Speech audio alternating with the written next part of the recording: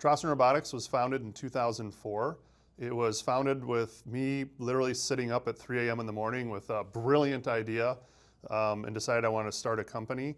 Back then I was a programmer and I wanted to build some like virtual reality experiences where you could have like a fan and like vibrating motors and lights that would change and things like that you'd be immersed in, almost like a video game.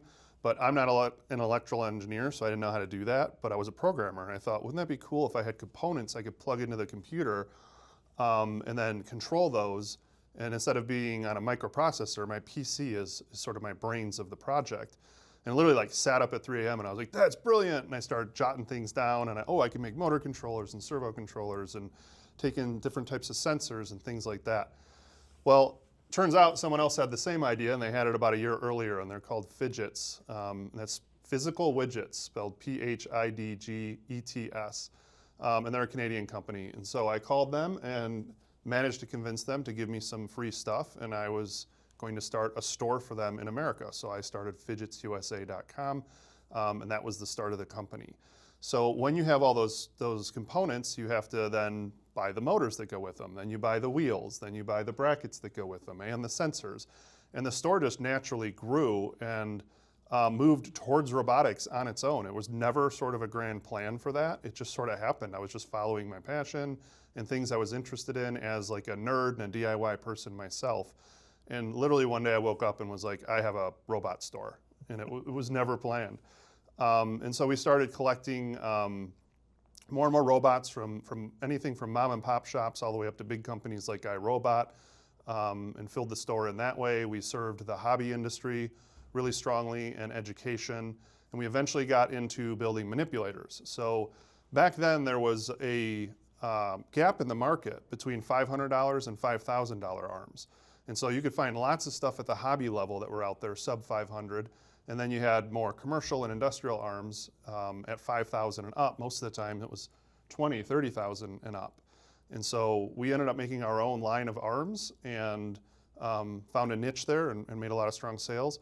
And then we kept getting adopted higher and higher up in education. So we started moving up to like master's level and PhD level students and researchers, and then researchers started adopting us as well. And that was basically the first 20 years of the company. And then a couple years ago, Stanford did the famous ALOHA kit, where they took 4 of our arms and made a machine learning platform out of it, and it went crazy viral.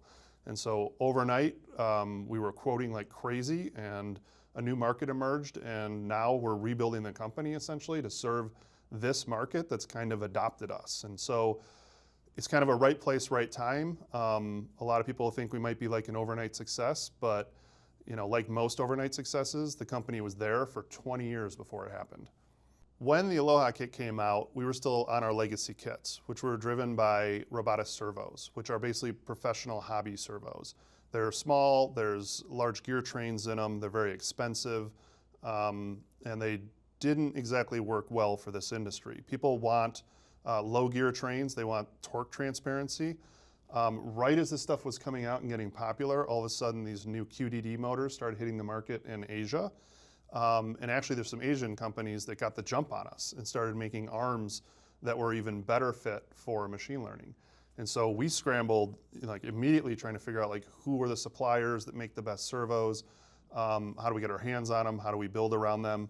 And right there is the Widow XAI, which is our first machine learning arm that was built properly for this market. Yeah.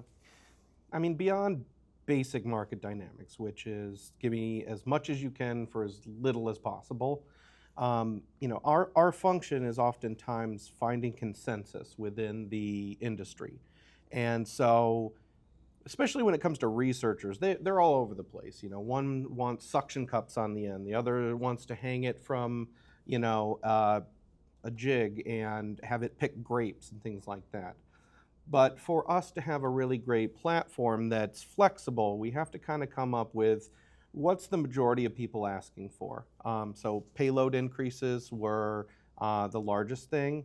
Also the ability to get deeper into the drivers of it, being able to adjust parameters. Yeah, I mean there's a lot of demand around the servos, right? Because a manipulator it's basically servos, right? There's a servo in each joint, and that is 99.9% of the arm. The rest is just linkages. They're just brackets, right? So there's a lot of attention being focused on answering people's needs with servos. And so you want torque transparency, which means low gearing. The other reason they want that is so that you can sense if you're hitting something, because machine learning models like to destroy things. They don't know when they're hitting something sometimes, and the torque transparency helps that. The problem with that is that the lower the gearing, the weaker the motor, right? So at the same time, they're saying, well, we want to pick up 1 kilogram, 2 kilograms. The motors are overheating, and then we have to pause, right? And the worst thing in the world when you're doing research is downtime, right? And especially if you're doing data collection to sell data to researchers. So it's all about the servos, right? And so we've worked with different vendors and gone through different designs.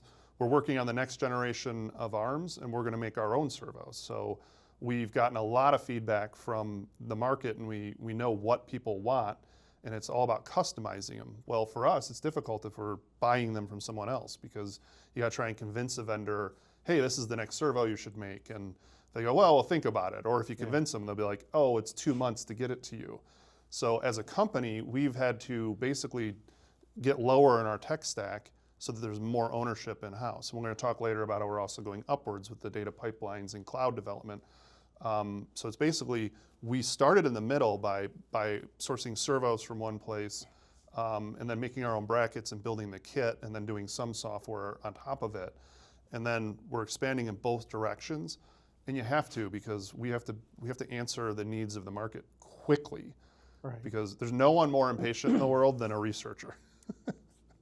And we're up against a lot of companies that are able to allocate resources, whether that's talent or money, very quickly and iterate. So if you look at the research market, every 12 months there's typically a paradigm shift in what we need to be able to provide for them. So we have to be extremely agile about things. We can't make large orders of servos. We can't commit to 10 million servos, right, because we know that these will be replaced relatively soon. Right. I would even argue it's 6 months. Right. Like if you don't have a new product or a major update in 6 months, like you're not going to be alive in 12 months. Right. Like the cutting edge on this stuff is moving so quickly, and the price points are coming down very quickly. And one of the pain points for us is the price points, right? Because people want an ROI on this, and those that are creating data farms have to get this stuff cheaper in order for it to make sense. And we also serve startups that are trying to figure out what is the next great application of this technology. And if it's a $10,000 arm, they can't do it, right? So they're investing with the hopes that the hardware gets cheaper, right? And they just want it as low as can be, and it's, like hardware is always a race to the bottom, right? And then also, one of the reasons that we need to expand what our product line here as a company, so that we're layering in the software, we're creating the kits that the arms go in, we have the controllers inside, we have to expand our stack, because the servos and the brackets are just going to get cheaper and cheaper. And if that's the only thing you make, you're going to be in trouble, and arms are going to come from Asia that undercut you. And the market will buy them if you don't have features around them. And so we as a company are very fearful of that, so we're expanding the stack. Yeah, I mean, the largest value that we provide is we save people time. The more that we can do relatively agnostically to fit a large number of researchers, the better our products sell. So, if we can provide support, if we can provide software, if we can provide services, and augmentability, 3D printed parts, and we give you the design files for them, so you can, to your heart's content, make which end effector you want. It makes it easier and easier to sell. Basically, there's no excuse. Even if I have an option for an arm that's $2,000 less, but I need to take 2 more weeks to integrate it and research the drivers, and what about the computer, and now I need to figure out all the dependencies there. One by one, we're trying to solve these problems for customers. Right, and we were talking earlier about the history of Trossen Robotics and what our niche is, and that is, we've always provided like a solution, a research lab in a box, right? And so we don't just sell the servos or an arm that's just a collection of servos. We put great pains into adding our controllers in there and building APIs around them and adding in the Hello World software. So traditionally, like let's go back 15 years. Like we did sell a kit, and it was you'd assemble the arm yourself. You would get a batch of servos, you get some brackets, you go online and you read the guide, and you'd spend 4 to 8 hours building the arm, right? Well, we started learning that if we pre-assemble the arm and we charge more, which is great for us because we get more margin, those actually sell because researchers do not want to sit around building the arm. They want to be up at the application layer, they want to be doing fun stuff, they want to be putting smarts and behaviors into the robot. They don't want to mess with the hardware. So the niche that we found to stay alive while a lot of other companies came and went over the years is that we always focused on creating a full kit, like a full set of solutions. So the first step was we assemble it for you, easy, right? The next step was we started adding in, ROS Hello World stuff, which you could speak to, right? We had, half a dozen to a dozen programs that would work right out of the box, and then you could start altering from there. And then we started creating these sorts of kits, right? And so Stanford is the one that figured this out. We don't get to claim that at all. Right. 4 arms and that sort of setup, doing the collection with the cameras and all that.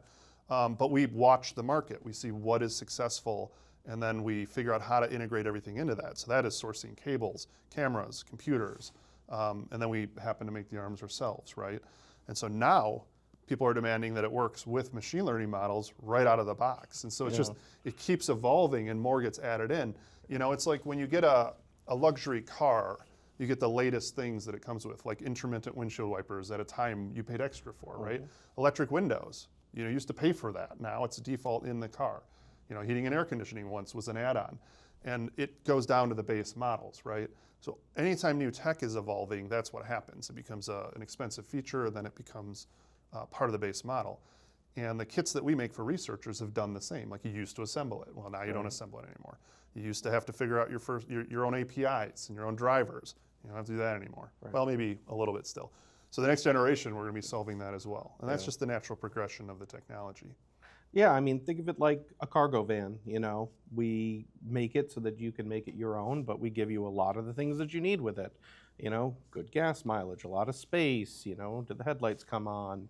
So if you just equate that, that's going to remain our mission to continue to do that. And as we get through the rest of this conversation and all these other things, it doesn't matter how small it is, down to, the strain relief of a cable or, making an advanced controller.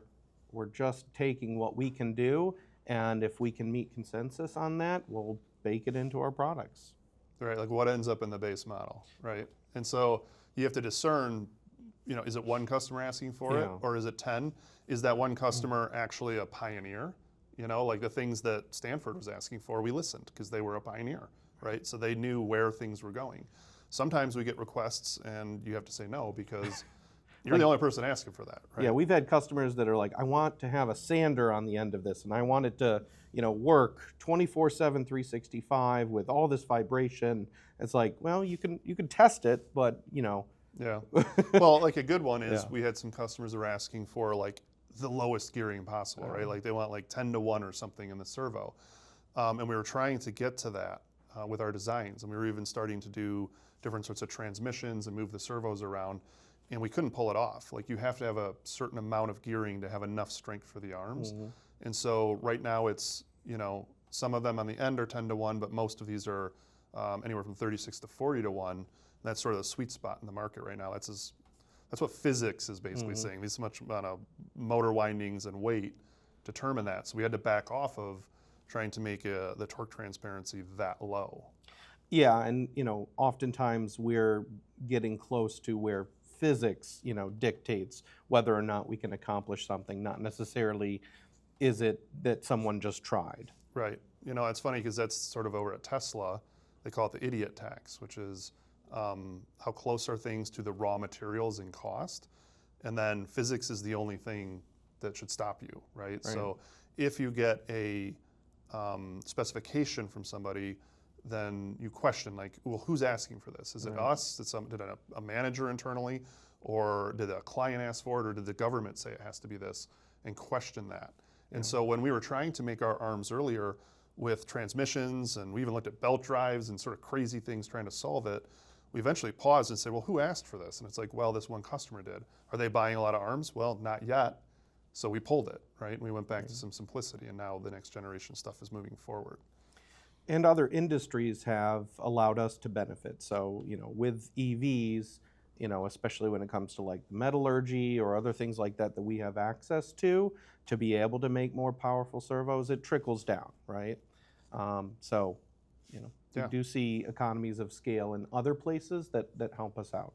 Same thing with like microcontrollers. We started out with a Teensy, which was a great platform to start with, and it allowed us to then quite quickly progress to making our own custom boards and not dealing with that. But if we had to somehow burden the cost of making a custom SoC that's for this, we couldn't have done it. It would have taken at least tens of millions of dollars. So everyone wants to talk about humanoids. Yeah. Everybody wants to know about humanoids as a hot button topic, so we can, things go viral. We don't deal with humanoids in our world. So these kits behind us that have 6-DoF arms on tabletops are what are very popular. Our world is moving towards 7-DoF arms, and those are in a torso format where they're the shoulder width apart and hanging down. So we see ourselves moving towards torsos in next generations, but we do not have anyone asking for legs at all, right? No. And we think legs is a waste of time for our world. Now, you get into the debate of form factors then. So what is the right form factor to solve some of the things that we want to solve with robotics? And there'll probably be a place for legged robots and even humanoid-shaped robots at some point, but no one knows what that is yet. In research, there's already enough problems to solve without adding that in, along with humanoid hands, right? So we were just at was it ICRA, this summer. There were a ton of people with humanoid hands trying to sell them there, and we thought that was interesting because the market isn't asking for them. We don't have any customers asking for humanoid hands. So we tend to, again, listen to what the customer, the market wants and deliver what they want. And right now, researchers, all they care for is a parallel gripper, right? We don't sell to anybody that's trying to do humanoids right now. It's kind of like trying to invent a micro fusion reactor before you can figure out how to do fusion. So whilst the hardware on there is doable, what isn't there is the machine learning models. So every time you add another joint or another modality, it adds an infinite amount of complexity that you need to account for in these models. So when you're talking about every one of those fingertips, 2 hands, a torso, the hips, all these things, it is an immensely difficult problem to solve for. Right. So a lot of these companies are betting on that they'll be able to solve the machine learning part with enough time so that they haven't run out of money. Yeah. And then you look at like us, and we're targeting a problem that needs to be solved, and that's mass data collection. So you cannot make a machine learning model without data right now, and you need a lot of data. So I always kind of equate this to what happened with ChatGPT. Why did we see such a rapid rise of it? Well, we had the internet. So think about all the things that humanity has made word-wise or video-wise or audio-wise that has already been encoded into a way that a computer can easily ingest it, figure it out, and train a model on. Well, in the physical world, there's an infinite number of ways to do an infinite number of tasks. And where do you get that from? The data doesn't already exist. And so, this is why we see mass data collection companies. They're like, Right. We need to see every type of napkin that gets crumbled up and thrown away, and every type of plate that needs to be rinsed and put into a dishwasher. And those are for extremely basic tasks that are really in demand if automation is successful. Right. And Mark's talking about like learning to crawl before you walk and walk before you run. And humanoids is sprinting, right? It's too early. And then you also want to talk about where is investment going and product to market fit and product to market timing. And humanoids seem to be too early, right? So people are just, I think they're too far down the road, right? And unfortunately, there's hundreds of millions of dollars going into it. And if those companies all fail, it's going to scare off investors. And they're going to say, you sold us a bill of goods, this doesn't work. So when you talk about like the dot-com bubble burst at one point, right? Well, that didn't mean the internet went away, right? And the viability of the internet, the usefulness of the internet didn't go away. And the greatest wealth created in the past 100 years is all in the last 20 years over internet companies. But it did, when the bubble pops, it's the investment community that pops. And then they all get scared away and say, screw you guys, you nerds wasted all our money. And humanoids could very well be a robotics bubble that's going to pop when they realize that these things don't work. There is no use case for them. We don't have a single client asking for a humanoid. Nobody's asking for them.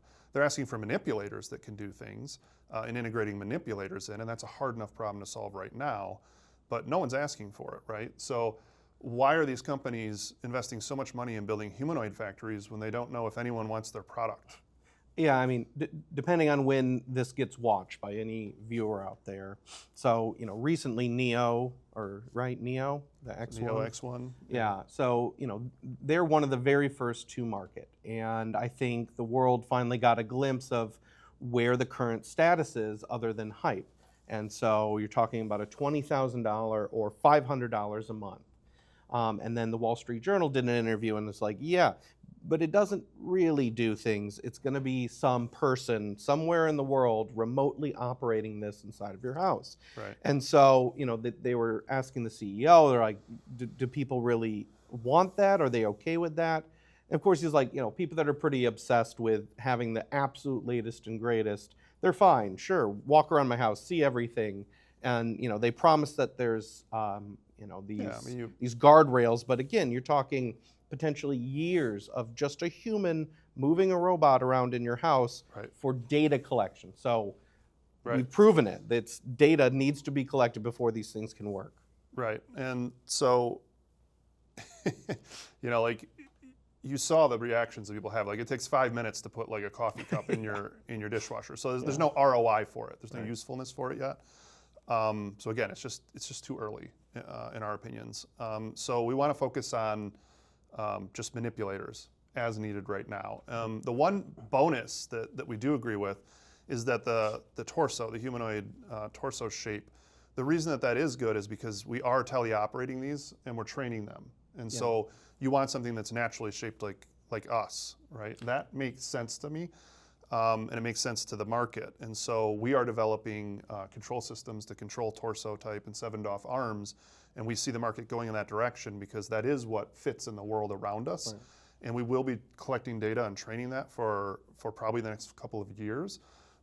And I'll make a prediction here, it's that AI will eventually get smart enough to where it can just watch a video or something. And it's been trained on enough foundational models that it doesn't need you holding its hands and walking it through the motion anymore.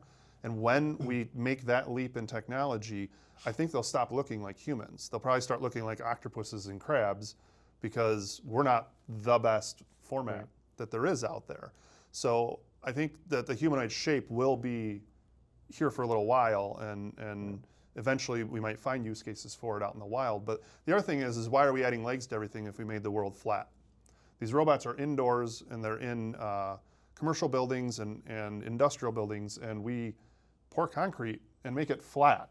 So wheels are way more efficient.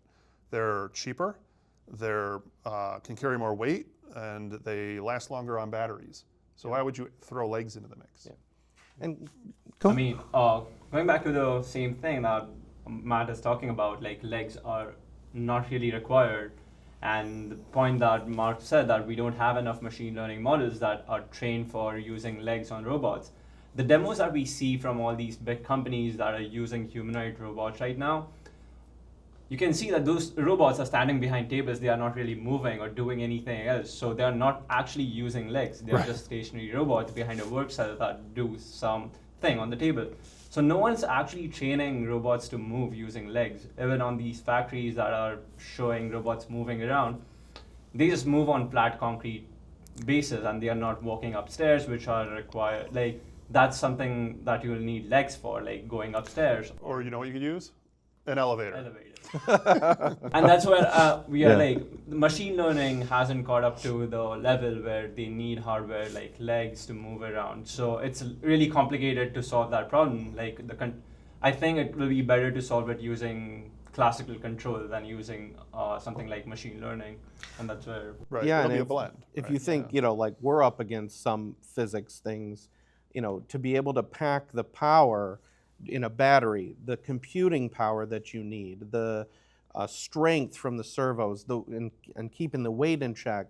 I mean, that's a lot of different things that you have to account for, and you're pushing the limits of physics Right. to be able to do that. There's Right, because not. we don't have electric muscles yet. We're still using rotational, coil, like copper coil motors, and they're too damn heavy, right? Right.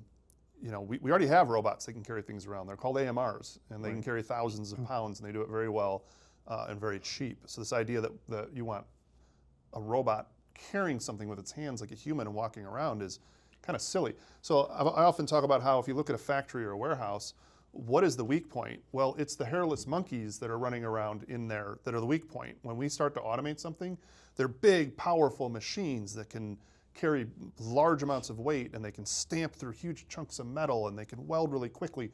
It's us, the hairless monkeys, the humanoids, the real humanoids that are running around that are the weak point in all of that. We're not accurate, we get tired, we need to feed us. So if you're going to create robots, why on earth would you mimic the weakest part of the factory? It doesn't make any sense. And think about where the human part comes in. It's not really walking from one place to the next. It's the small dexterous tasks. Right.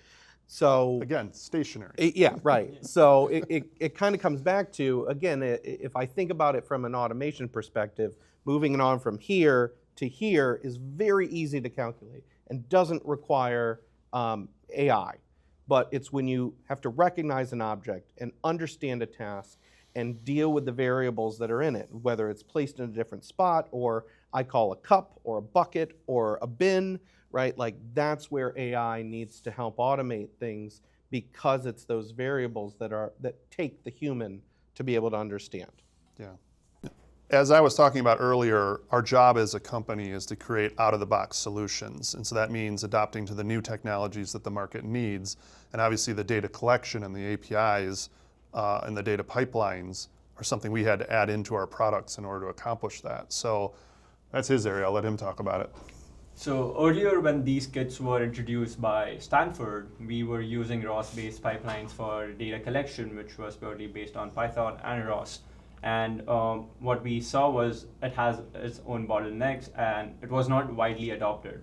Later, like in 6 months, we saw the rise of Hugging Face and the LureBot framework, which was used for data collection, which was actually meant for robotic machine learning and vision language action models.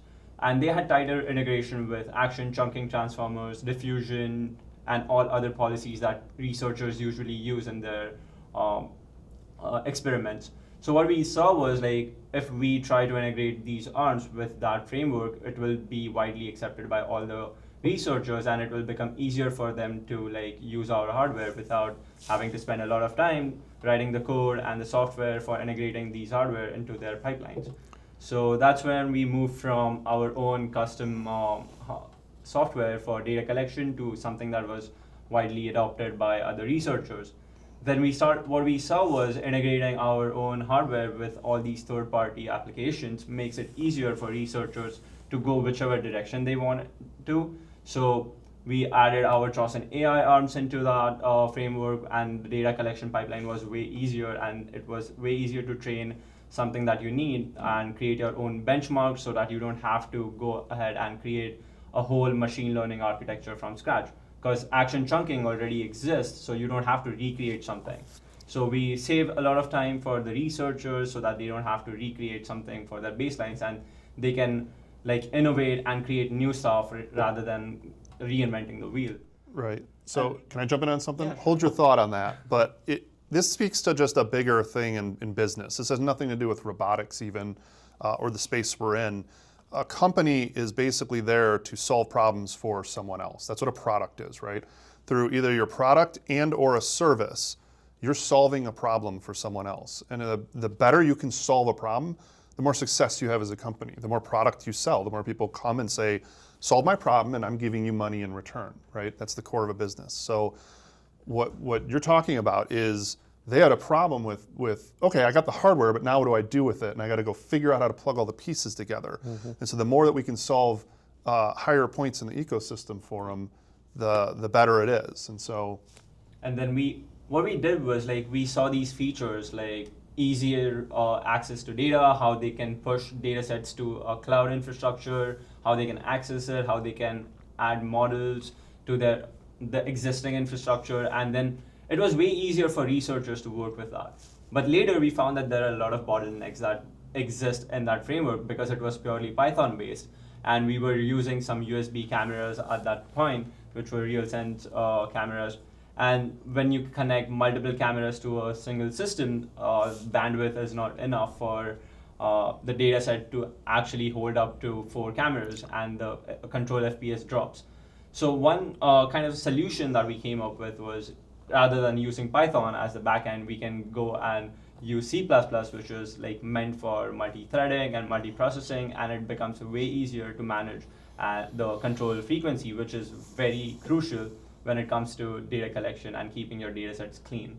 So now that we are moving towards creating our own SDK, which will have similar features that the researchers demand for, and we are also creating our own cloud infrastructure that will let them push data sets, access it easily, and share it with the community if they need to, because we are looking for like an open source ecosystem for VLAs where people can actually share data sets and not keep everything to themselves. As Mark said earlier, like the only problem where ChatGPT and the state-of-the-art VLAs that we have is like ChatGPT has access to the whole internet, and they can train on the data set that was created by humans throughout the history. But we don't have data sets for robots that have actions and images. So open sourcing every data set is kind of the way to go. So all these different labs will collect data sets and push them to cloud infrastructure, and everyone can access it from there. That's what our data pipeline right now looks like, and that's the shift that we are looking for. I mean, pretty much everything boils down to mass data collection. And, to kind of touch base on, why we switched formats or things like that, think about the very early days of databases, right? And how important it was to find standards so that databases could be, backed up and duplicated and cross-compatible. And that's really the world that we're in now. And we're in those early days. So, the more modalities that you incorporate in, the more flexibility, the more standardized we can make it, the more open source we can make it. And so those, kind of go back to the core tenets of like our mission is, for supporting researchers, where there's consensus to be able to define standards like the ALOHA kits, right? The reason why they were created in the first place was that data can be interchangeable between them because it's the same arms, the same location for the arms and for the cameras. They all use the same cameras, right? So that enables more people to collect more data to be able to do more training. And it's a snowball effect. The more people you get on board, the more data you collect, the better you can train models. The smarter the arms get, and then the value for them rises. And in the end, you're solving another problem for them, which is you don't have to collect your data. The arm out of the box works really well, right? And there's data tied to it and trained to it already, and it's just another problem being solved for them. So they can be up here in an application layer with that as well. And so, we're not the only companies trying to figure this out. There's a lot of companies that are approaching this. Ourselves, Neurocor is also, building cloud services that tie into these machine learning communities. Part of the problem right now is that this is all siloed off. It's all spread out all over the internet, and companies are trying to solve that by bringing it together, partnering the cloud services with the hardware so that there's just more stuff solved for the researchers. So the way we integrate state-of-the-art models with our hardware is like, as we all know, like when we started, it was action chunking transformers, which came from the ALOHA project. And it was like the first state-of-the-art model that was out there like 12, 15 months back. So the goal was to add transformer architectures to solving imitation learning kind of a problem, which was new at that point of time, and that's why it was like a big deal and it saw such a huge demand in the industry because it changed the whole like the world of how imitation learning works. Initially, there were like papers like RT1, RT2, which was like talking about how you can encode text and actions into like architecture and then map like predict sequences. And what we have seen, like when transformers were introduced, they were the best at solving sequence to sequence mapping questions, which is like getting in text input and then predicting the next text output. So that is how ChatGPT initially used to work. And then efforts were made to use the same kind of architecture in actions as well. So that's where we saw action chunking transformers, and then for the mobile robots, we saw using action chunking transformer plus, which was just adding more extra modalities to the base and moving the robot around and solving tasks. And later what we saw was like this was like used in other VLAs as well. Like when we came into the VLAs came into picture. VLAs are vision language action models, which take in vision, like the camera inputs. The language input will be the text, that the task that you wanted to accomplish, and then it will predict actions as the output. So what we saw was like the initial VLA that was like very popular was OpenPy's Pi0, which changed a lot of things. Like it was one single like a generalized foundational model that was used by like different robots. Like you can have multiple robot modalities and it will be solving all the tasks like folding laundry, taking out toast out of the toaster, putting eggs in the carton, and all those problems were solved using a one single machine learning model. And that was a whole different, like it was a very big step in terms of machine learning. No one ever solved those problems earlier using that kind of precision and accuracy. Tries were made using, there was a paper called Octo, which was like for solving such kind of problems, like using different modalities of robots like drones, mobile, quadrupeds, manipulator arms, and taking all those and solving problems which are related to those special robots. Like for a quadruped, it will be walking or navigating through a maze. For manipulator arms, it will be like picking up and placing things, and all and more complex tasks. But those papers didn't really solve all the problems that Pi0 was able to solve. And after Pi0, we saw ALOHA Unleashed, which was again from it was an initiative with Stanford, like the same researchers that worked on the original ALOHA paper and Google DeepMind. And they were able to solve a very complex problem that was tying a shoelace using the ALOHA arms, and which required like immense amount of compute, immense amount of data. And when you read through the paper, you'll see that it's not really possible for a normal researcher to recreate something like that, because it's Google DeepMind and they have a lot of resources. Deep pockets. Yeah. So what happened was like, even when ALOHA Unleashed was released, it wasn't widely adopted because the compute was immense. Like no one can really recreate those results. So and then we saw Pi 0.5, which was released a couple of months back, which was a successor for Pi 0, which solved problems like segmenting tasks. Like each task was segmented along with the knowledge that's required for it. And it had better performance, smoother actions, and better generalization. And because I'm talking about OpenPy and the work they are doing, they are able to launch all these state-of-the-art models is because they have the best researchers that are in the industry right now, and they are leading and this whole VLA scene right now. So what happens is, what we try to do is let people integrate our hardware into this software ecosystem that we have. So right now what we did was we integrated our hardware with the OpenPy repos so that people can directly use the base models that are created by Pi and use our arms with that. And they get access to the data sets as well that we collect for these experiments.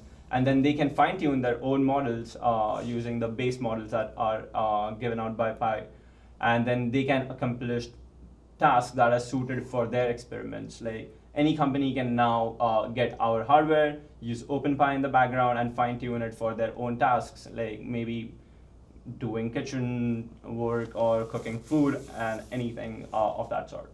So, It's interesting because everyone's trying to stay agnostic right now. So if you talk to any of the companies or research labs that are working on models, their mantra is we're hardware agnostic, to the point where they'll like tape out the names on the arms and stuff, and it drives us crazy.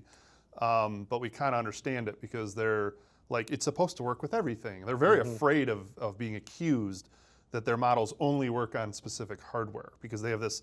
First of all, they've probably promised their investors that it's not going to be that way. It's going to work across the board, because you're eventually going to make trillions of dollars when we sell this model to everyone who makes a robot, right? They're all trying to make the Windows of robots, the future robots. And so they want to remain agnostic.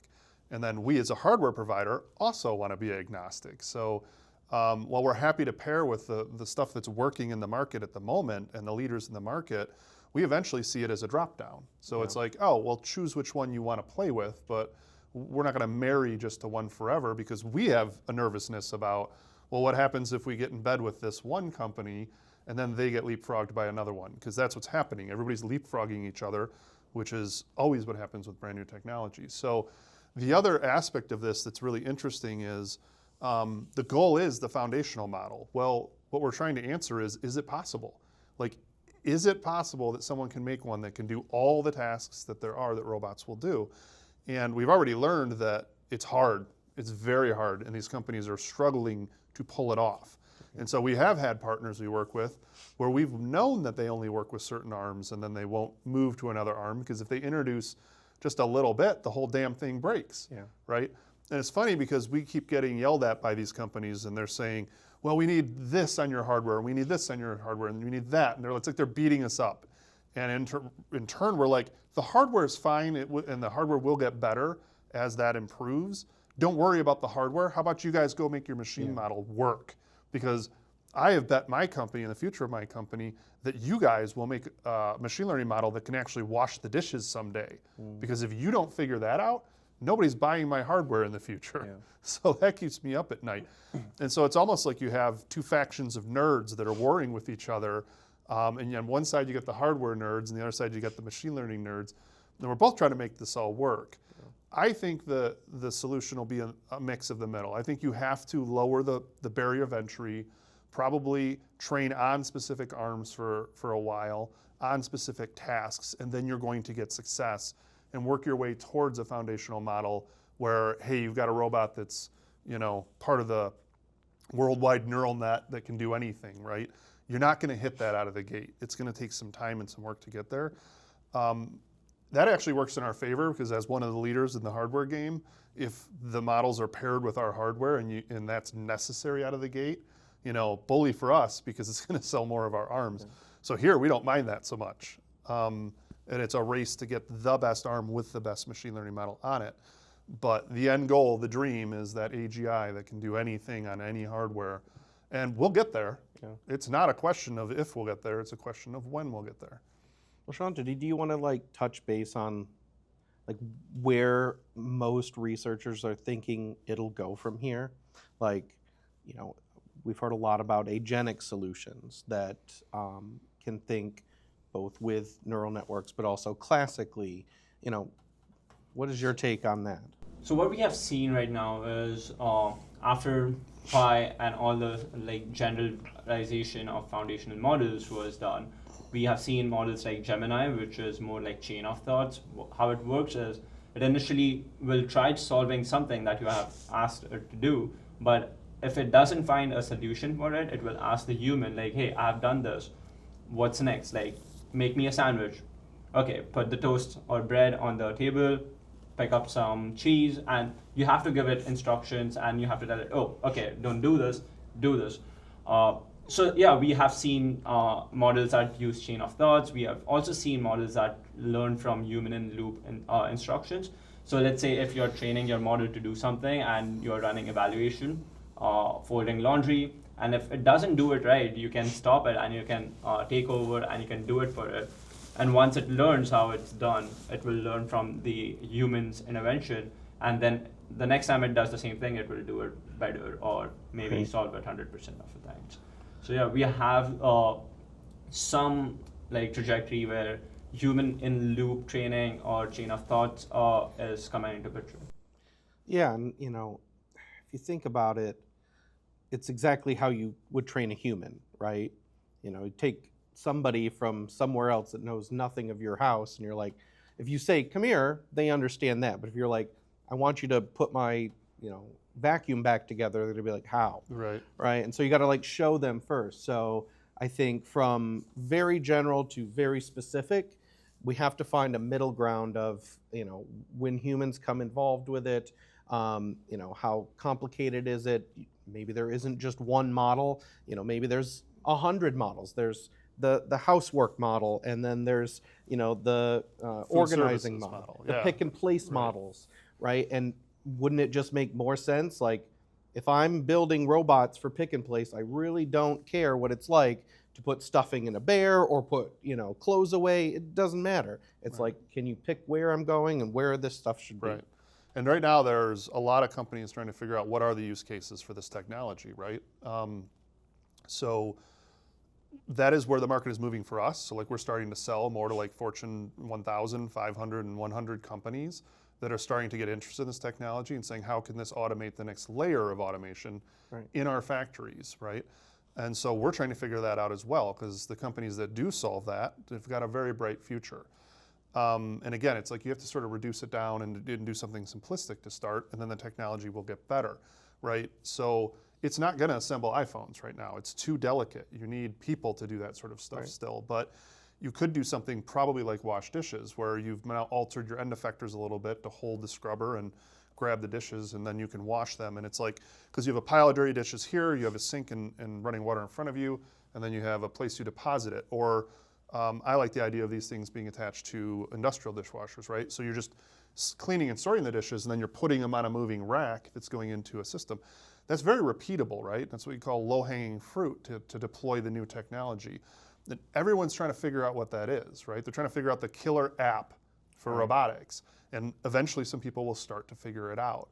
Right now, researchers are just sort of playing around. How do we train these models? And they're doing things they're familiar with, anything from stocking shelves to making beds, to cleaning toilets, to trying to cook, all those sorts of things. And so again, it's product to market fit. What is it going to be for this technology? We don't know. And everybody's trying all these different things. A lot of times, the general public gets confused about what things can do because they watch sci-fi movies, right? And they think that the robots are going to be like, you know, these humanoids that can go do all these things. It's like, that's, my friends constantly ask me, when am I going to get my own, was it Rosie? What's the name of the robot that cleans the house in the Jetsons? Rosie? Like, when am I going to get my Rosie? I'm like, don't hold your breath, because it's not coming anytime soon. Most likely it's going to be some arms doing a very repetitive task on an assembly line, right, that can be trained to do. But that will eventually replace a worker, or we should say it's going to fill in a spot where we can't get workers anymore, right? So I think food production is an area that this is going to be very popular in, because anything that has to do with food production, whether it's the farming, whether it's the sorting, the packaging, or the cooking, or the cleaning, all of that. I think restaurants are going to be one of the first places that you get robots in, because they can do a repetitive thing, tending to fries or flipping burgers or preparing salads or preparing trays or preparing frozen meals that are going to get, you know, put away. Because what this is really doing is this is giving robots eyes and more mobility, and so they can work with a changing environment rather than like welding the same seam every day, all day. What's really happening with the first layer that we're attacking with AI is the vision layer, where I can work with things moving around in front of me. And food tends to move around and look different every time you touch it, right? It's a malleable object, right? Soft objects and things like that. You know, Amazon's working on picking and packing where everything is shaped differently. It might be a soft bag, it might be cloth, it might be hard, it might be whatever, right? And so we have to figure out what are those low-hanging fruits that we can attack with this technology. Yeah, and it has to make sense. Like, if it's easier to just put something on a conveyor belt and then it aligns it correctly and then it thing just pushes it back and forth, especially when you come to large volume, it just doesn't make sense to invest all this money into something when I've got those sort of volumes. So you're Right, and likely going to see it in the middle ground of where, it's more than one person doing it, but it's less than 1,000 people doing it. Exactly, and it's also going to be integrated with existing automation machinery, right? Like traditional robots aren't going anywhere, right? So like if you want to sort something out of a pile, you might have a shaker robot ahead of it or a device that shakes it and spreads it out first. Then the machine learning goes, I know what to do with that because you've spread it out. It's an intelligent application of new technology. Right. And so far we haven't seen it. People seem to have these real pie in the sky, fantasies about what this stuff can do. Yeah, that it'll do everything, but it seems that it's going to be much more just a complementary addition to automation. Right, and to be fair, it's not always the job of the researcher or the inventor to do that. It's the job of entrepreneurs and business people to take a new technology and say, let's figure out where this can be used and how. And that is just trial and error, and that takes time. Yeah, and it goes back to a lot of customers will come to me and they misunderstand this. It'll be a pharmaceutical company or something like that, and they think, where it's at. And I actually have to be sort of a guide for them about setting expectations Break a lot correctly. of hearts. Yeah, and demystifying the hype out there. But once they're done, they realize okay, this is what we need to understand, figure out, and test. And oftentimes, again, it kind of goes back to why we've seen success is we're not just like, here you go, here's an arm, good luck. Right. We're very collaborative on that front. And Chandra, you can even speak to this about the overwhelming demand for OpenPi drove us to adopt it onto our arms because there was such demand.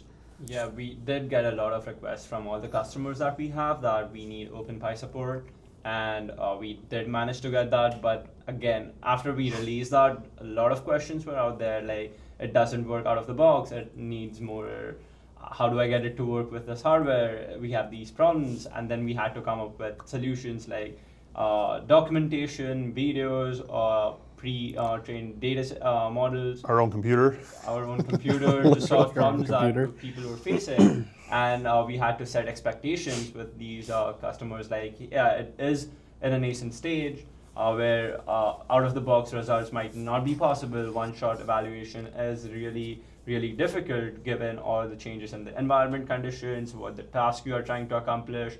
Because even when you read the papers, you'll see that they don't have explicit mention of how much data they needed, how much training was required for accomplishing a single task. And we have to set some expectations for the customers like, hey, it will work, but you have to figure out a few things like the amount of data sets, the number of variations, or how complex the task is.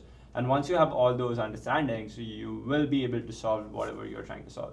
It's not the hardware that's limiting you, it's like more of the data that's limiting you. And that again comes back to the same point, is that we don't have enough data, and data collection is a big deal. Yeah, and I think robotics falls victim to the same sort of things that other industries do. Like, there'll be research that comes out and, they got cancer cells out of rats. And now everyone thinks that in the next 12 months, cancer is going to be gone. 12 months goes by and it's not. People still suffer from that. So, for us, again, it's, yes, the research is there. Yes, it's progressing, but it's not this. Well, and this is why miracle. our market currently is researchers, right? That's who we sell to. Like, we don't sell to companies yet that are integrating this on assembly lines. Startups are still in the research and prototyping stage, and we have yet to see one of them figure something out and all of a sudden and go crazy with it.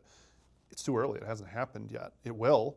We're building a company that supports those companies, but we see it. We were very pragmatic here, right? We are not VC funded, where we can talk about dreams of the humanoids in the future and all that. Like, we have to find markets and make money to pay the salaries you see around this table and in this building.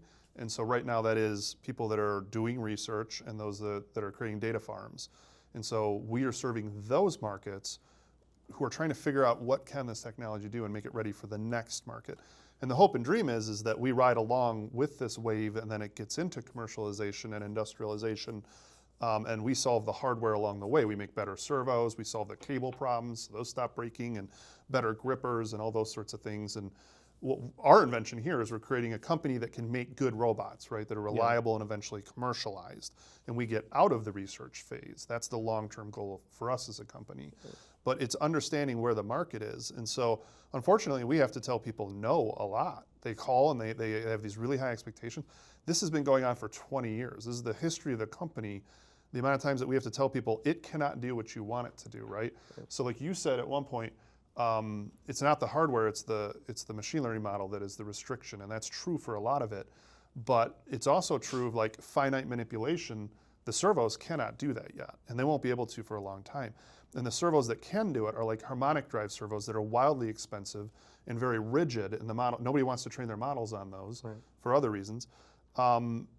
And it can't do that yet. And so a lot of people think, oh, I want to like solder a PCB board. Not with machine learning arms, you're not. Not yet, no. Right?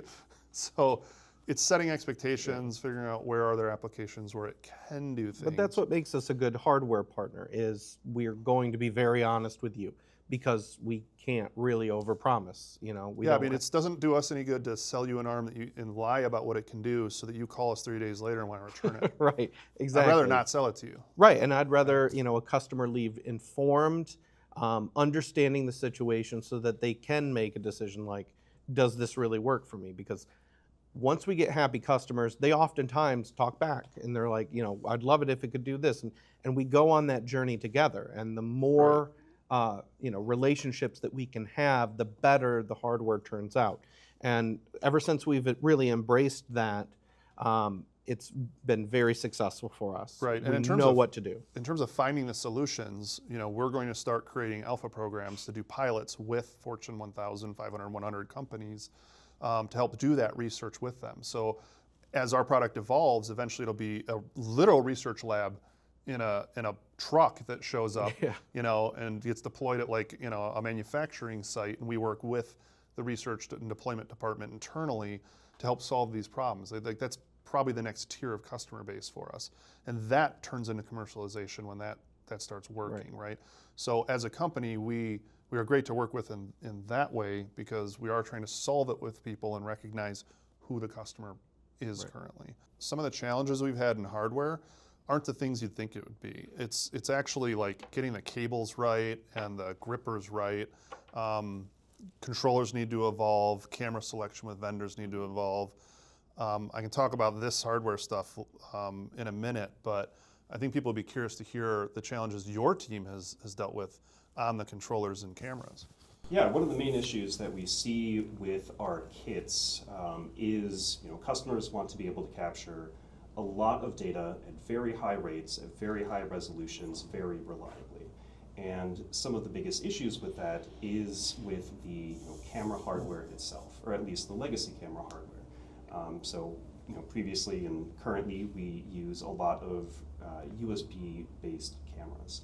And while those are great for 2 to 3 camera setups, maybe if you're just pulling at like 360p, like that's all great and good. But once you get to 4 or more cameras and you are pulling high resolutions, you are pulling depth information from these cameras, then we start to reach the limits of the USB protocol, reach the limits of the actual like ingestion of the camera data at the computer level. And we are looking at a lot of alternatives. Some of those alternatives being, instead of using the USB-based cameras, we instead use the GMSL2-based cameras. So we have the D457 from RealSense, we have the ZX Mini from Stereolabs, and we're seeing a lot of good results with these cameras, and we're seeing a lot of the industry move away from these USB-based cameras because of those limitations. Distance too. Distance too, yeah. You can only run USB over very, very short distances. Maybe a meter is good. Maybe you can get 2 meters out of it. But these GMSL2 based cameras can go very, very, very long distances. Yeah. So when you're creating an actual kit where the cameras are mounted around a big area and you're making large work cells, which will get even bigger when you have a humanoid torso type shape in there, the length of the cable matters. Right, yeah, it's great if it's just mounted to the end of the arm where it only has to run a little bit less than a meter, but you can even see on these kits, like behind that Trossen logo, there is a camera, and you have to run that cable all the way down those legs and then into the ingestion computer. Yeah. which introduces another problem, which is cable flex, right? So traditional, what is it? GMSL2. GMNSL2, whatever. I'll get it right one of these days. Traditionally, it's very stiff cables because they use them in automotive, right? And never industrial. moves. So they run a cable and they pin it down and it doesn't move. Well, our stuff moves. So we're actually dealing with vendors trying to customize cables that are flexible and don't break down as often as they do traditionally. So we could like get down to material science levels as a company, and it's kind of fun. But it's a challenge, right? Like every time you move to something new or our client base demands something new, it causes another problem somewhere else. Yeah, and it's again, we don't have tens of millions of dollars to define a new standard.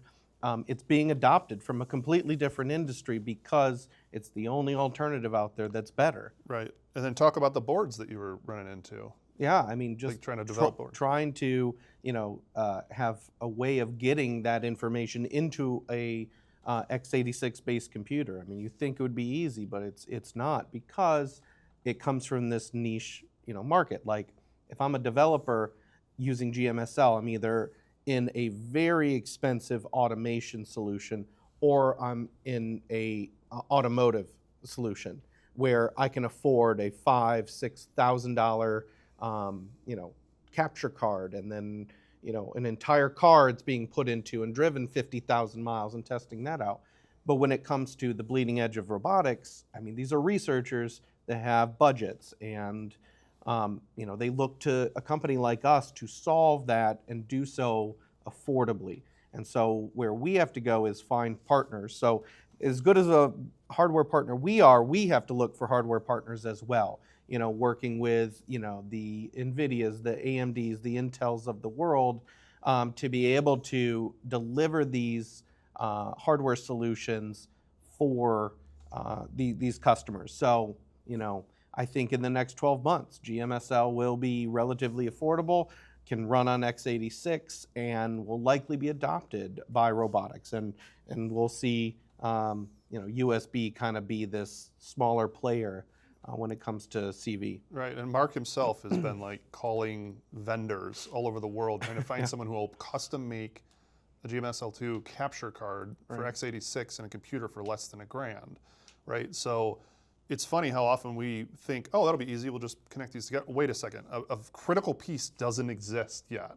And so we have to go and invent it or cajole someone else to invent it in order to solve these problems. And we run into that all the time because robotics is, metal brackets and servos and controllers in the servo and controllers in the arms and firmware that's on those and special chips and then data pipelines and then cloud services. We touch everything in robotics, which is exciting and fun because we don't get bored. But yeah, and as soon as my problem ends, I found the card and I found the right price, it begins a new problem for the software team. Now they need the drivers to work. It has to integrate within our software stack. It has to meet our benchmark expectations. So and do it all for $100. right, exactly. But those are always fun engineering challenges because we are at the forefront of this industry, and we lead by introducing these new technologies at a reasonable price, and that's what drives, or ultimately will drive, commercialization. Right. What about our controllers? You guys have been hard at work shrinking our controllers and getting all the features on those. Yeah, so another one of the issues that we saw with the previous generation of ARMs, again, it was surrounding USB. So the communication between the control PC and the ARM relied on a USB protocol over RS-485. Instead, we have moved over to an Ethernet-based system. So instead of relying on the flakiness of the USB connections, you instead have this very sturdy, very reliable Ethernet-based protocol that allows our custom driver to talk to the firmware that is on this board. We're also introducing a lot of other really great features. So we're running inverse dynamics on these controllers. We are running safety algorithms on these controllers. So if anything goes wrong, the ARM goes into a safe stop state instead of crashing due to gravity or experiencing just very strange or unexpected behavior. We're adding some hardware synchronization to these controllers as well. So these cameras have hardware synchronization, where you go to the hardware level in the cameras and request a frame, and it gives you that frame at that timestamp. We're doing the same thing on this controller, so you know precisely to the nanosecond when all of the last records were received for each of the joints. We're packaging that up and then sending that, which allows for data synchronization, which is another very important thing in these machine learning models. Yeah, and so there's a feature did a client ask for that, or did we think that up? A client did ask for that. Yeah, Yeah. so a client said, hey, they're just constantly pushing the envelope. Can we have this too? Can we have this too? And like, it's funny because I call it like the 4 stages of grief for engineering. We're like, why do you got to ask for that? It's too much. To maybe I don't have an idea about that. To them being excited, oh my God, this is this is great. To look how smart we are, we did this, right? And you go through these 4 stages Right. with these requests, but we're really stepping up the game. So like a lot of our competitors who sell ARMs, like you literally get a CAN bus to USB dongle, and that's it. That's your ARM controller. You know, screw you, you're on your own, right? We have an actual ARM controller that's on the board that solves all this, and then you guys are doing sort of load balancing between the actual servo controllers and the board controller, correct? Correct. Yeah, so because we have control over the entire hardware stack, you know, not only do we have these controllers that run all of those safety and inverse dynamics algorithms, but now we have control over the motor drivers that will live inside of each of the joints. And that allows us to do some really fancy things with how we run our estimation and control algorithms on our motors, to even how we talk between the ARM controller and the different motor drivers.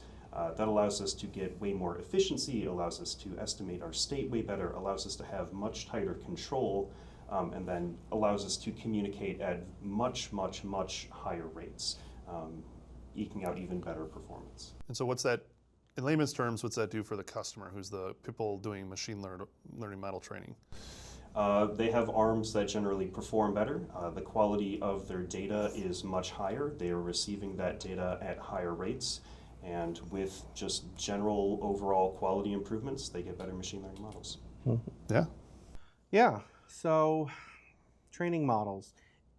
It's going to come down a lot to where the industry has been and where it's going. So like, for example, with ACT, on even relatively modest hardware, I could collect data, train the model within maybe 10 hours, and then do inferencing on it.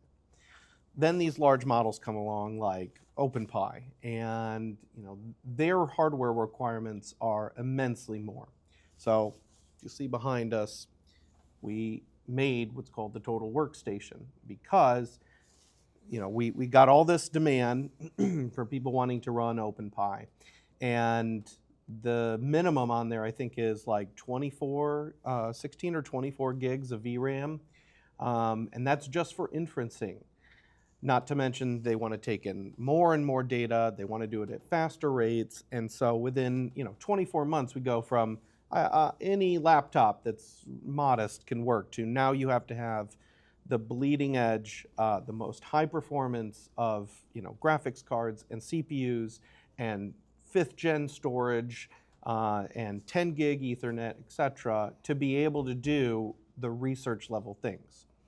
And then we're seeing beyond that right now. So when you want to train that model, you can wait 80 hours on something like this, like a local edge compute, or you can offload it to the cloud, or maybe it's more like 16 hours.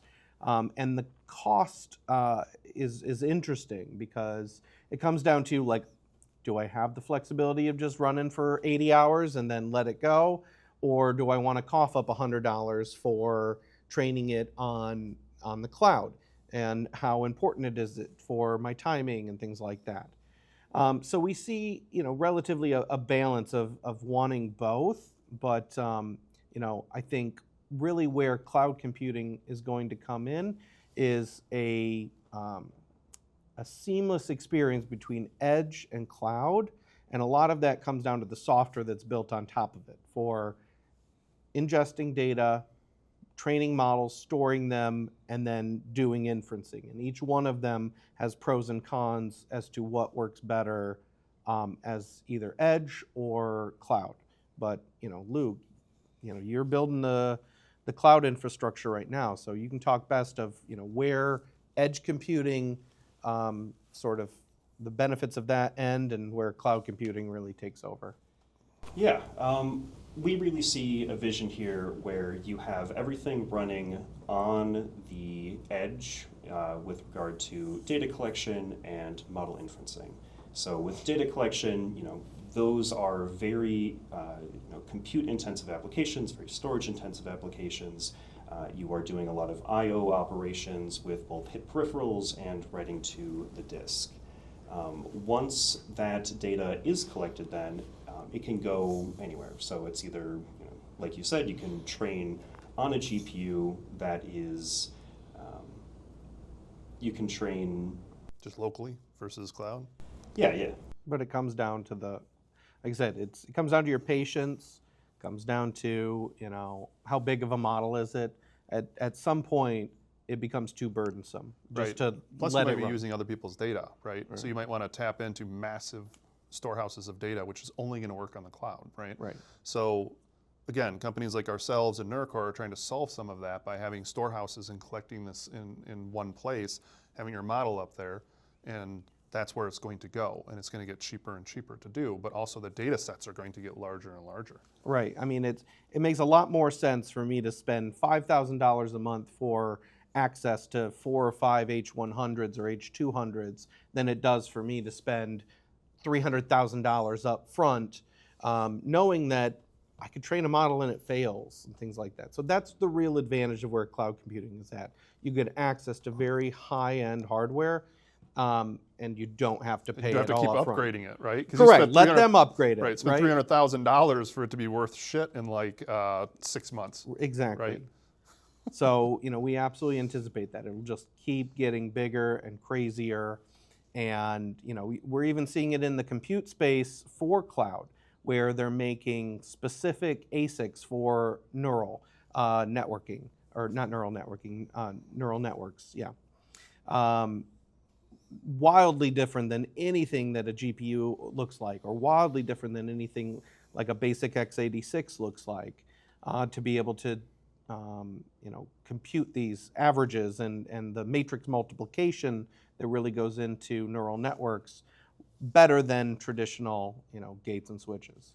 I mean, to add on to that, one more thing, as Mark said, was depends on the models that we are trying to train. But again, let's come to the example of OpenPy or Pi0. There are two different kinds of training that go into a VLA. There is a pre-training stage and there is a fine-tuning stage. So researchers, like high-level researchers, won't really touch the pre-training stage. They leave it to the pre-training base weights. But if you are trying to incorporate your own hardware into a whole framework, it's really important for your model to know how your robots look or what color they are. So you have to, at some point, have a pre-trained model. And the part where I'm coming back to the need of cloud training is because these models, like the pre-trained weights, require immense amount of compute, like A100 GPUs and 100 gigs of VRAM, and it's like it's a lot of data that it's gonna crunch at one point. And also hyperparameter tuning that's required for you to understand what works best for your model. So, I mean, you cannot just say that, hey, keep the batch size 8, have the learning decay to be 10⁻⁻3, and you'll get your model to work one shot. It doesn't really work like that. You have to do some hyperparameter tuning. So you'll be running multiple different models at the same time with different hyperparameters like batch sizes, number of training steps. And that's where the cloud infrastructure really proves very important. So you can run multiple different trainings at the same point, and you don't have to wait for your resources to free up on your local GPUs. And once you have all of them ready, you can test them out on your evaluation framework, which will be your edge compute. So that's where really like the cloud outshines the local training. So what does the ideal hardware-software environment look like? It's pretty much where we're heading right now. More vertical integration. So the more it can seamlessly work with each and every layer, for whether that's the servos, the brackets, the cables, the drivers, all the way up to computing. For us researchers, we know their core tasks they need to do. They need to collect the data.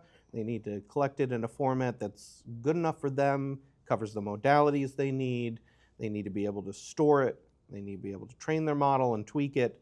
They need to be able to infer or do inference on it, and repeat the cycle, right? That's what they're working on. Right, and so you need standards, right, which always evolve when new tech goes from the wild, wild west to commercialization as you create the standards. And I think on both ends you need that drop down that I was talking about. So if you've chosen your cloud service provider, then there's a drop down for the hardware, right? And it's easy to do a drop down when you have a standardization of what the config models are. So you just say, here's my config file that's provided by the hardware manufacturer that I plug in, and now I can use my cloud of choice, and then here's the hardware, right? And then on the other side, as a hardware manufacturer, it's we can plug into any cloud that's out there, right? And so you also want transferability of your work. When you're too siloed off and other people can't repeat or transfer your work, it's lost every time, right? And so like the world pre-internet was like that. You had somebody who might invent something really cool on the other side of the world, and then someone else doesn't know about it, and so they're reinventing it too. And everything's getting reinvented over and over and over. And what the beauty of the internet did is it connected everyone together. So now you have people that are in different spots of the world all working on projects together. Look at like 3D printers, how fast those evolved, because one person liked the nozzles, another person was doing the software, another person was doing the linear rails and stuff, and we shared knowledge like that. You know, it's the Kickstarters of the world that allow that to happen. We want that to happen in our industry, where I have a chunk of data that I've done, I can go stick it on these 4 different data providers that then allow other people to plug into it, right? So to answer the question of what does the perfect system look like, those areas of friction are solved between the hardware and the software layer, and we tear down the silos, right, and make it so that you can share between these things. You know, here at Trossen, we're creating our own version of that, where we're going to have and offer the whole thing.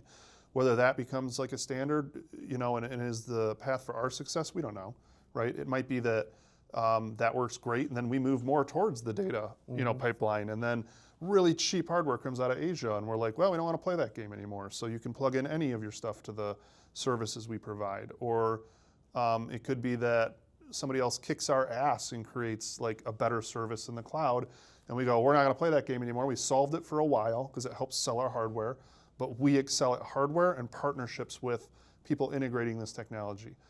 Nobody knows, it's anyone's guess, but you have to sort of take down those areas of friction for everybody involved for this stuff to get easier and cheaper and faster to use.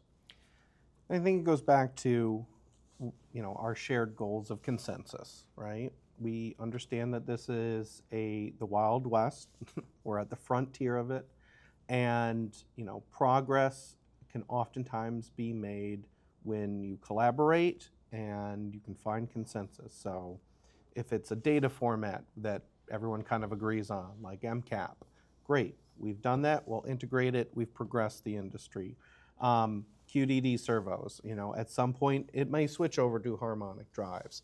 We'll be there, ready to take that on. So, you know, a lot of it comes down to flexibility and not being so sure of yourself and be like, this is the way, this is the only way, Right. and we're gonna do it, and you're gonna like it.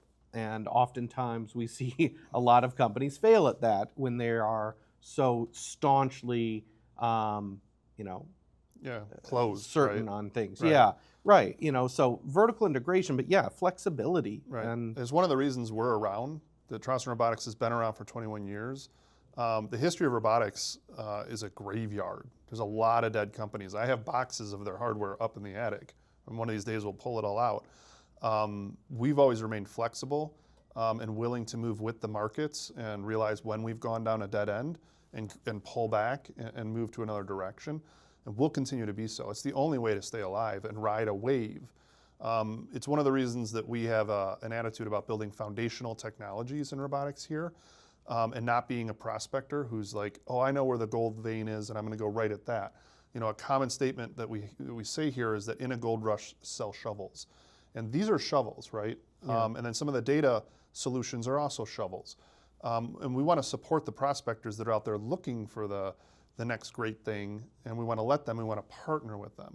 So again, that flexibility, modularity, It's really the only way to be if you wish to stay alive in this industry. Yeah, and we've seen it in a lot of other industry. I mean, look at Apple. They made the Newton, didn't sell, sucked, and now how many people have iPads? It's the same concept. It's just 15 years, 20 years apart. And sometimes you can be early, sometimes you can be late. Yeah. But I would say Apple is actually a model of success for someone who closed everything because they don't play nice with anyone else, and they're one of the only companies that pulled it off. If you want to be more comparable to our industry, it's like to be a Microsoft who works with all computers, or Dell who is like, I'll just take the latest and greatest hardware and I'm going to cobble it together for you. It's very anti-Apple, right? The way it's going to be. Apple's evolved later, and they're one of the rare unicorns that managed to do it while the stuff was evolving. But most don't. Everywhere there's a successful Apple, there's 1,000 dead companies that tried to get too closed off. It doesn't work. At Trossen Robotics, we're working on the next generation of our products. So as we mentioned, we're going to make our own servos in the next generation. We're going to come out with 3 different types of arms that are coming. We have a new 6-DOF. We are going to revive the Viper X line, which is a stronger arm. And then we have our 7-DOF, which are basically humanoid arms. And so those are all coming. We're going to build entirely new kits and platforms, like you see behind us, around those arms. And then we're adding in the data pipelines and cloud services and continuing to partner with other people that are innovating. And we're going to solve a lot of problems in there. So like things like as low as like the cables breaking are getting solved, right? We're going to put in hopefully some better technologies like slip rings potentially that will solve that. We're doing metal core grippers with overmolding on them so the rubber stops tearing. We are fine-tuning the motors so that they overheat less, and you can do higher payloads because everybody wants higher payloads. We're evolving the controllers that go inside so that you have way more access to lower level things that are currently locked off by using third-party vendors. We're solving the camera solutions and removing USB with that. We have some new form factors of things we're excited to release that we're not going to say yet, but that we think is going to help move things forward in terms of moving in a more humanoid direction. These are all the things we're doing, and again, it's to solve more problems at the hardware layer so that people can have fun at the intelligence layer. One of our trademarked phrases is we want to help innovators innovate. And so we supply you with the plumbing, the hardware that hopefully works right out of the box so that you can be up and running. And we're just sort of furthering that goal and continuing to expand our tech stack to do so. Yeah, and expanding to more customers. So we know as more industrialized customers get into the machine learning space, they want things that can prove test beds to go and pitch to their own leadership teams and saying, we think machine learning is viable enough in industry to be able to be commercially applicable. And so, again, we're following along. We're like a boat at the sails, just like everyone else. Right. But we're working with them. Be like, you need these, tools, hardware, and resources. Let's build them together. And then, once they tackled that, then we could even move into, the commercialization. Yeah, like if you want to ask where do we hope to be in 3 to 5 years, it's commercializing this, right? Industrializing it, because that's a $100 billion company, right? And wouldn't that be fun? But it's furthering the philosophy that we already have, which is having everything in a box for you. And so right now we're selling that to researchers, which have a room full of PhDs. The next market after that is the customers that don't have a room full of PhDs. So then you take the PhDs, you put them in the box, right? So we have an actual alpha program where you can do a pilot with us if you're, let's say, a Fortune 100 company and you want to get into this. We will put people on site with the kits and work with your researchers that you do have on site and show you this is how you get into machine learning research and think about how this could roll out into your factories. So that's an expansion we see as a company, and nobody else is doing that. And we intend to try and tackle that problem next. Trossen Robotics, helping innovators innovate.